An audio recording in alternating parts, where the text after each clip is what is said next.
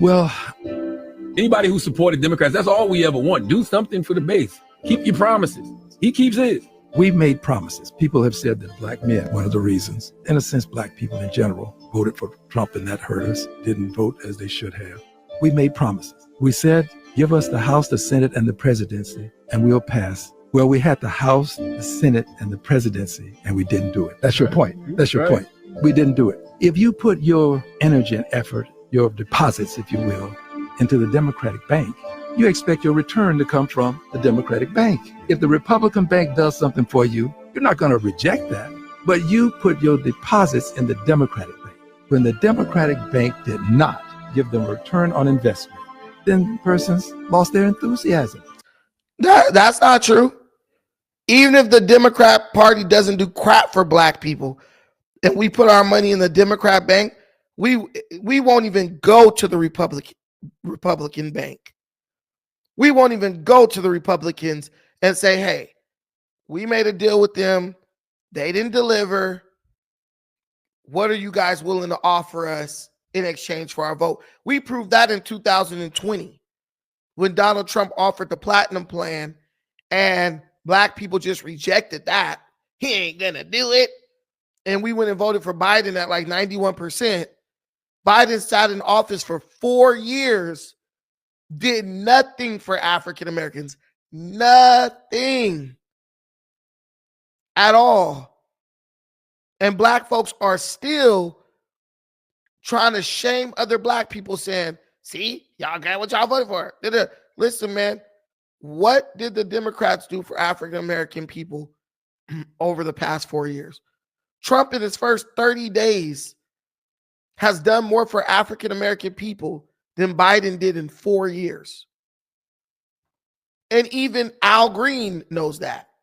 So I don't blame people who lost their enthusiasm because we didn't honor what we said. We had the House, the Senate, and the presidency in 2021, and we did not deliver. I see how people could lose enthusiasm.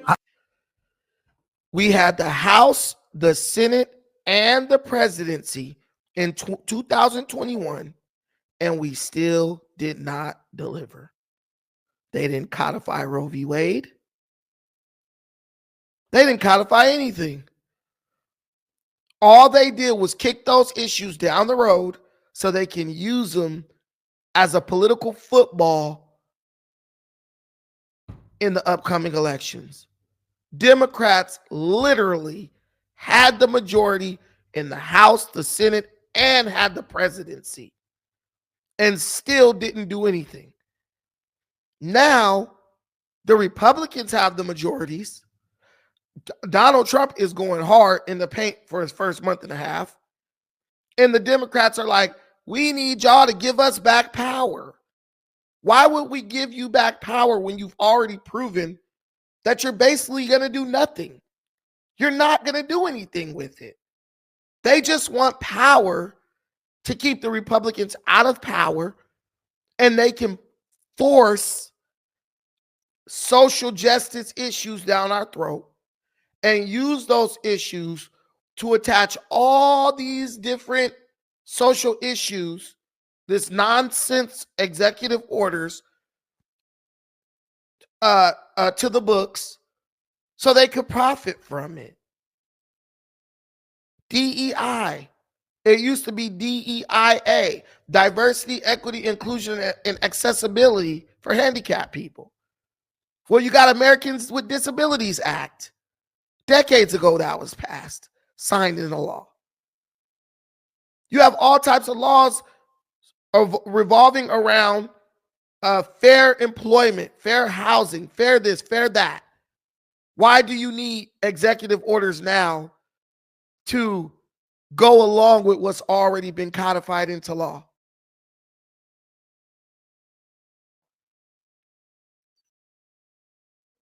It's just like they're just trying to double dip, trying to take the same issues that have already been solved and use them, like weaponize them by making people think, oh my God, the people with wheelchairs need access to ramps. Bro, that's already a law. They have laws where they say if it's an apartment building and it got this many tenants and this many floors, it has to have an elevator. They already have laws on the books for that.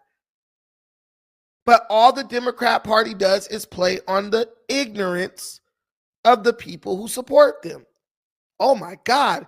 Look, dude, you're literally walking up a wheelchair ramp at a federal building and a state building, but you're voting for a guy because he's like, we need to make sure that all federal and state buildings have wheelchair access. They already have that. They already have that. It's just crazy. I understand why people didn't vote. While they're saying USA, USA, we sing We Shall Overcome. I can't do no more singing. And well, I understand. I'm sick of the singing. But you're you very believe kind. more than I do. Same old tired playbook. What happened the other While they're saying USA, USA, hold on. While they're saying USA, USA, USA, we're singing We Shall Overcome. Overcome what? You got a bunch of multi-millionaires trying to cosplay black slaves, black people coming through Reconstruction, black folks coming out of the Dust Bowl, out of the fields, talking about we shall overcome. Shouldn't the poor black people in America who can't get crap because the people who are in the people who are on Capitol Hill who are there to represent us don't do their job? Instead, they become pawns of their party and they place party over their people, their constituents, and go fight the battles that the party wants them to fight. Look at Jasmine Crockett. There's a guy who's challenging her now. One of his primary points is, look, man, we don't got a bunch of people in our community, in her district, on welfare and stuff. We got hardworking people who own businesses.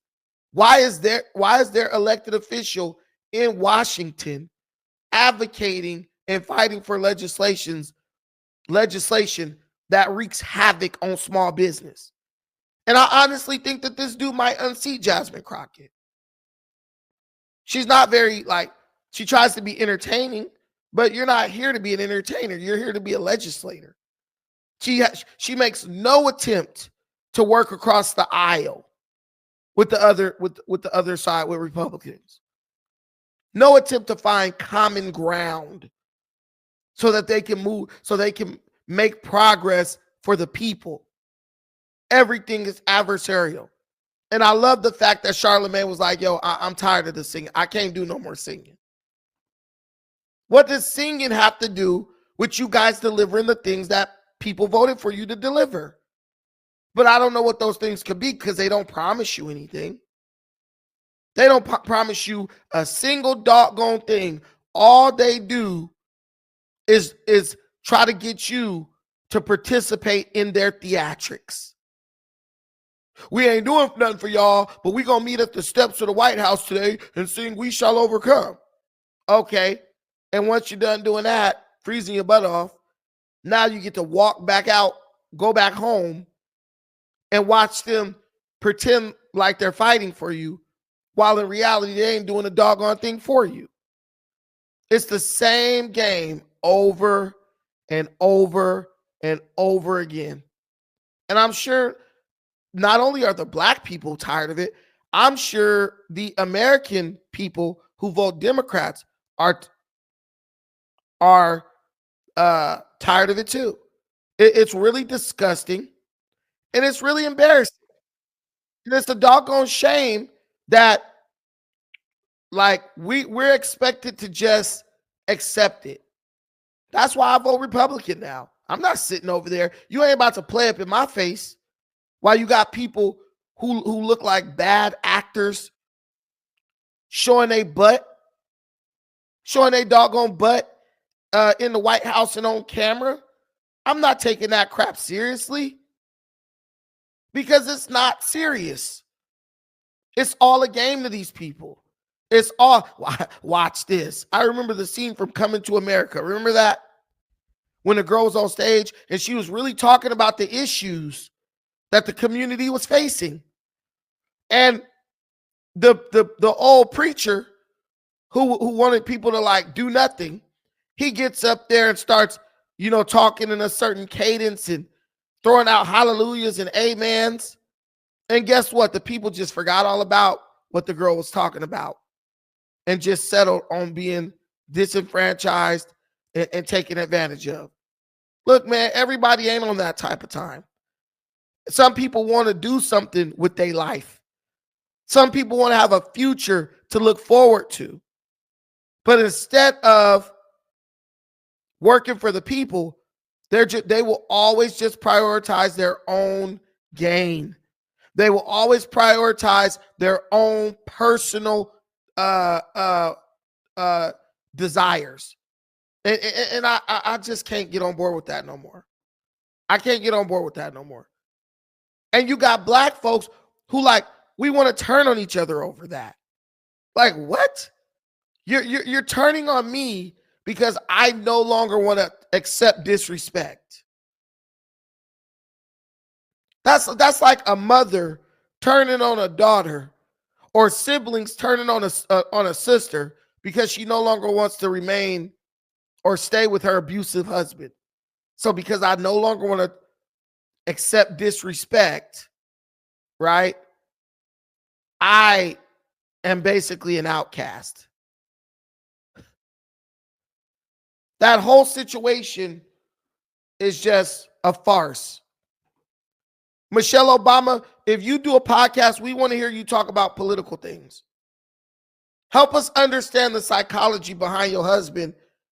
The first black president ever getting his butt on stage and constantly lying to Americans and black Americans in an attempt to trick us or fearmonger us into supporting the Democrat Party. Why don't you unpack that? That's a podcast I would watch. Well, this is the reason why LeBron. This is the reason why Barack got his ass up and was lying to y'all in an attempt to get y'all to vote for Kamala Harris. Unpack it. Help us understand why that was okay. Help us understand why you didn't tell Barack, I wouldn't do that if I was you. Help us understand why you didn't tell Barack Obama, Barack, now don't get up there lying to folks. Don't let them use you like that. And he still went through with it anyway. I don't respect that. Bro tarnished his whole legacy. He tarnished his whole legacy trying to lie. Trying to lie to get the Democratic Party elected at all costs. And it was unnecessary for him to do that. Totally unnecessary. But he did it anyway. Why is the black man always willing to risk his legacy to placate liberals? Why? We can't have nothing. We can't have nothing remain untarnished and unscathed because we're always trying to pander to some white guy or white lady or some liberal. I don't know about y'all, but I get sick of that. I get so sick of that.